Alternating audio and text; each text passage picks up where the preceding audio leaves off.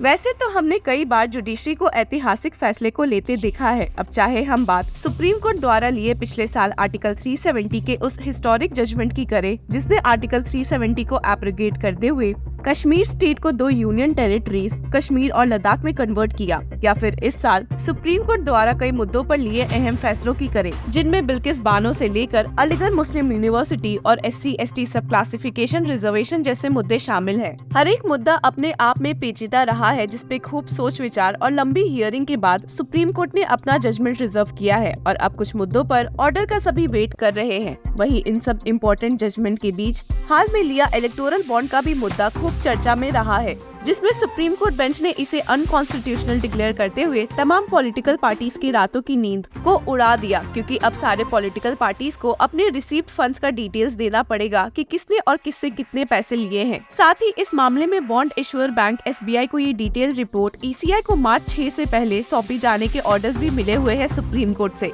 पर आज हम इन सब मुद्दों में शामिल होने वाले एक ऐसे ही मुद्दे का जिक्र करने वाले हैं, जिसे बीते दिनों सुप्रीम कोर्ट द्वारा लिया गया है। कल के दिन सुप्रीम कोर्ट द्वारा लिए फैसले ने न सिर्फ इसे rarest of the rare event बना दिया है, बल्कि जुडिशरी की तरफ से पब्लिक डोमेन में एक मैसेज भेजने का काम किया है, जो कहता है कि रूल ऑफ लॉ से बड़ा कोई पावर एग्जिस्ट नहीं करता है। अब तक आप समझ ही चुके होंगे कि हम यहाँ बात किस मुद्दे की कर रहे हैं। दरअसल हम आज के इस वीडियो में चंडीगढ़ मेयर इलेक्शन पर लिए सुप्रीम कोर्ट के उस हिस्टोरिक जजमेंट की बात करेंगे, जिसने पूरे देश को चौंका दिया है। हम इस घटना को हिस्टोरिक इसलिए भी कह रहे हैं क्योंकि कुछ ऐसे इंसिडेंट्स हुए हैं इस मामले में जो आज तक सुप्रीम कोर्ट के इतिहास में पहले कभी नहीं हुए थे। तो चलिए जानते हैं कि क्या है वो हिस्टोरिक मोमेंट जो सुप्रीम कोर्ट की हिस्ट्री में कभी नहीं हुआ। साथ ही देखेंगे कि मंगलवार को सुप्रीम कोर्ट में हुई मेयर इलेक्शन की सुनवाई के दौरान क्यों CJI चंद्रचूड़ गुस्से से आग बबूला हो गए और प्रिसाइडिंग ऑफिसर अनिल मशी को जमकर फटकारा है। इसके साथ ही डिटेल में ये भी देखेंगे कि पिटिशनर और रिस्पोंडेंट्स द्वारा पेश की गई दलील के दौरान कोर्ट रूम में माहौल इतना इंटेंस क्यों हो गया।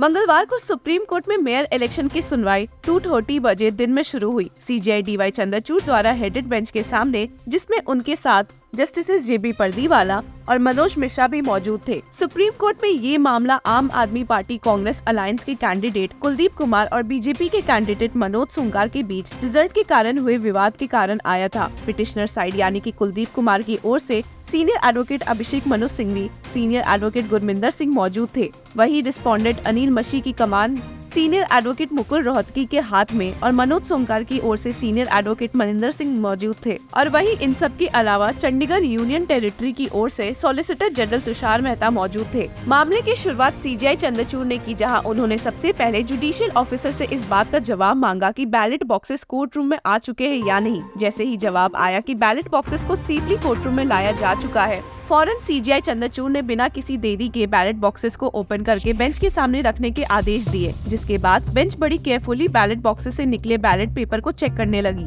जिसके बाद CJI चंद्रचूड़ ने बैलेट पेपर को चेक करते हुए कहा कि ये सभी 8 वोट्स कुलदीप कुमार के हैं, जिससे प्रिसाइडिंग ऑफिसर अनिल मशी ने जानबूझकर इनवैलिडेट करने की कोशिश की है। CJI stated, all the 8 invalidated votes are for Mr. Kuldeep Kumar. There's a very small line put by him मशी। CJI चंद्रचूड़ ने प्रिसाइडिंग ऑफिसर को फटकारते हुए पूछा कि आपने तो सोमवार को हुई हियरिंग के दौरान कहा था कि आपने बैलेट पेपर पर लाइन बनाया था, ये कहते हुए कि वो डिफेस थे और इनकी पहचान अलग से हो जाए। तो जरा आप खुद देखकर बताइए कि ये किस तरह से डिफेस्ड है। जिसके बाद CJI चंद्रचूड़ ने इस बैलेट पेपर को अनिल मशी के पास देखने को भेजा, जहां अनिल मसी के साथ उनके काउंसिल मुकुल रोहतगी भी बस उन बैलेट पेपर को निहारते ही रहे। वहीं पास में खड़े कुलदीप कुमार के council senior advocate Abhishek Manu Singhvi और सीनियर एडवोकेट गुरमिंदर सिंह ने भी इन बैलेट पेपर को अच्छे से एग्जामिन किया। जिसके बाद फौरन सुप्रीम कोर्ट बेंच से कुलदीप कुमार के काउंसिल गुरमिंदर सिंह ने कहा, it is small line, it won't invalidate the ballots, it's just a touch of the pen. Gurminder Singh ने बेंच से कहा कि ये बड़ा मामूली सा इंक का छोटा मार्क है, जो कि इसे किसी भी तरह से इनवैलिडेट डिक्लेयर करने के लिए अप्रोप्रिएट ग्राउंड नहीं है। वहीं अनिल मसी के काउंसिल मुकुल रोहतगी ने डिफेंड करते हुए कहा कि मसी के पास साइन करने का राइट है और वो वही कर रहे थे। Mukul Rohatgi said, in one of them there is a small dot, some are folded on the top, by virtue of that tick he has identified for disqualification. Rohatgi ने कहा कि इसी कारण अनिल मसी ने इन 8 वोट्स को इनवैलिड डिक्लेयर किया है, जिस पर पलटवार करते हुए सिंघवी और गुरमिंदर सिंह ने कहा कि ये 8 वोट्स किसी भी तरह से इनवैलिड नहीं है। सिंघवी ने इनवैलिड के ग्राउंड पर एक बार फिर से क्लैरिटी पेश करते हुए बेंच के सामने कहा कि ये केवल 3 ग्राउंड पर ही इनवैलिड हो सकते हैं। Singhvi stated, if there was a mark which clearly indicates who cast the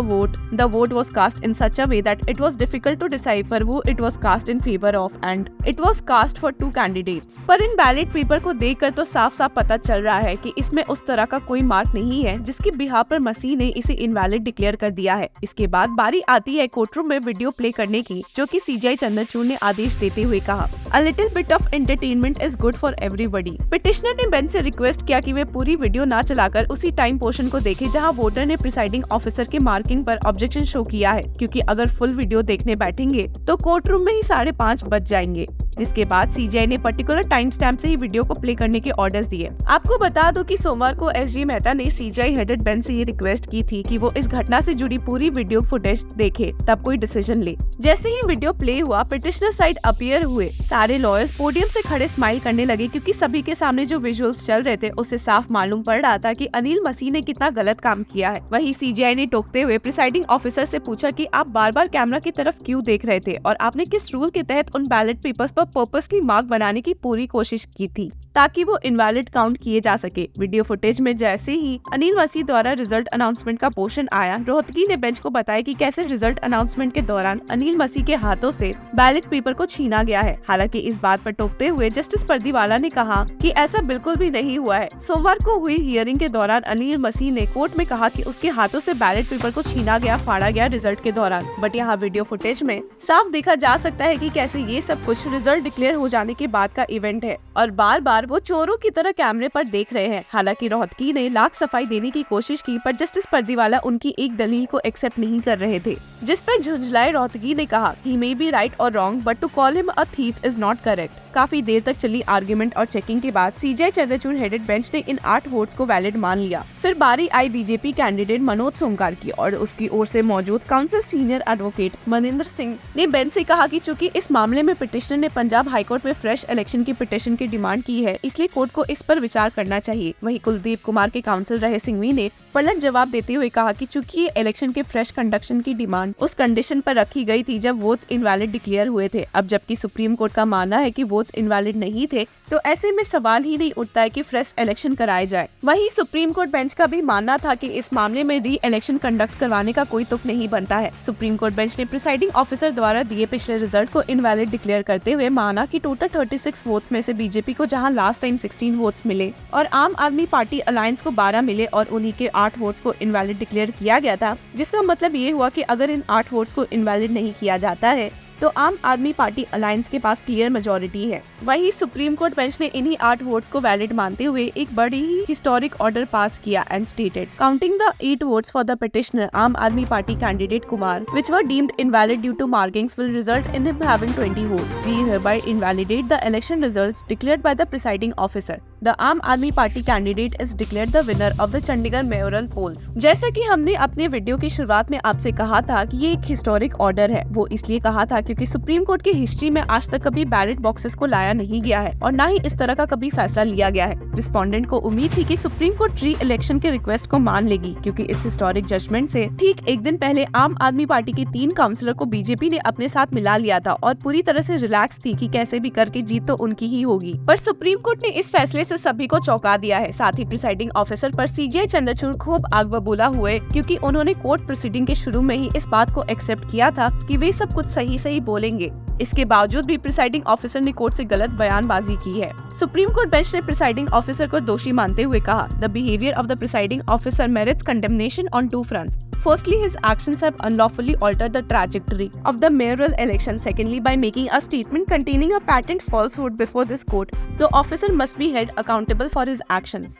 इसके बाद सुप्रीम कोर्ट ने प्रिसाइडिंग ऑफिसर के कोड ऑफ कंडक्ट पर सवाल करते हुए कहा, it is evident that the presiding officer is guilty of a serious misdemeanour in doing what he did in his role and capacity as presiding officer. We found a fit case needs to be made against the presiding officer under section 340 CRPC for making false statements. Registrar judicial is directed to issue a notice to Anil Masih to show cause as to why steps should not be initiated against him under section 340 CRPC। और इस तरह एक बार judiciary ने फिर से साबित कर दिया है कि जब जब डेमोक्रेसी की हत्या करने की की कोशिश की जाएगी तब तक जुडिशरी ढाल बन के उसे बचाने आएगी, क्योंकि एक डेमोक्रेटिक सेटअप में इलेक्टोरल प्रोसेस उसकी आत्मा होती है, इसलिए उसे प्रोटेक्ट करना बेहद जरूरी है। ये था हमारा आज का take on mayor election result. आपकी इस बारे में क्या राय है, हमें कमेंट सेक्शन में जरूर बताएं। Till then keep following Law Chakra for more such legal updates.